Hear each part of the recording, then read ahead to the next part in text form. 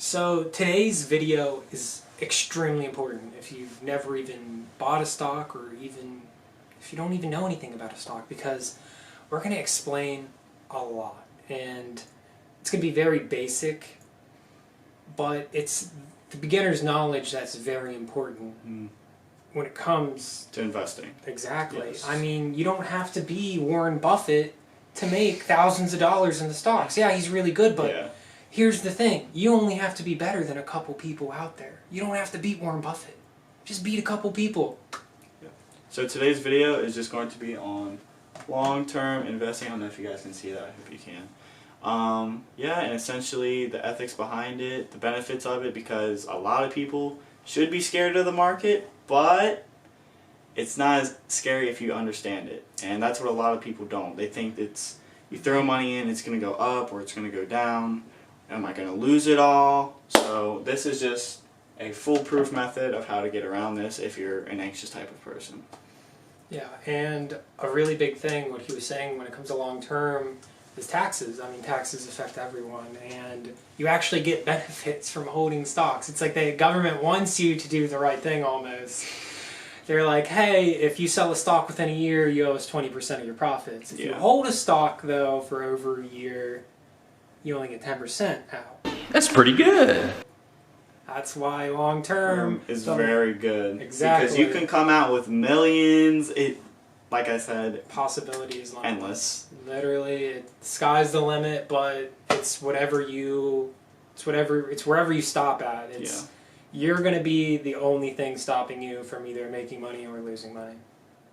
So one thing I want to touch on in just investing as a whole is that 10% of whatever you make, you should be putting it into an asset, something that's making you money.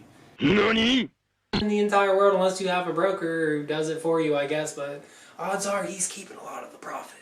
Yeah. So, if you want to do something yourself that, again, is very, very safe, and, I mean, so many people have profited from it in long-term investing, pick a stock that you know that's going to be here in 5 or 10 years. Like, hey, Amazon's this huge monopoly, or Disney's this huge monopoly. What are the odds they're going to be here in 5 to 10 years? Alright, so I drew a very, very simple diagram of actually an Apple share of over 5 years. So 5 years ago, Apple was $119. And right now, it's $359. Long term, normally you want to do 10, 20 years, but this is just 5 years. This is half the time of a normal long-term portfolio. So if we would buy 10 shares here for $119, it would cost us $1,090. And after 5 years, it increases to $359, $240 difference. We're going to take that times 10, $2,400, plus how much your Apple shares still cost. Here's the beautiful thing about stocks. When you buy something, it just doesn't disappear. You own a share of Apple. That is yours. And that has equity to it. And that equity is still going to be there. And we're also going to get that $2,400 after just 5 years. And that's only 10 shares. You can buy the 10 shares right away. You can buy the 10 shares going throughout. I mean, we're going to highly recommend to just keep buying. I don't mean just buy everything you can. You want to buy slowly so you work your way into a position. Something like this. And this is your max profit here, the $2,400. And you're probably not going to get your whole max profit, but it's a probability. So say if you would have bought 20 shares, it would have cost you $2,380. You would have got $4,800 back in profit.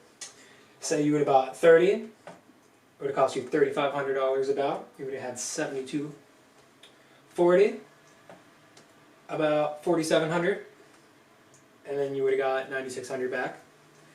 And for 50 here, it would have cost you about almost $6,000. But here's the beautiful thing, you're making $12,000 back.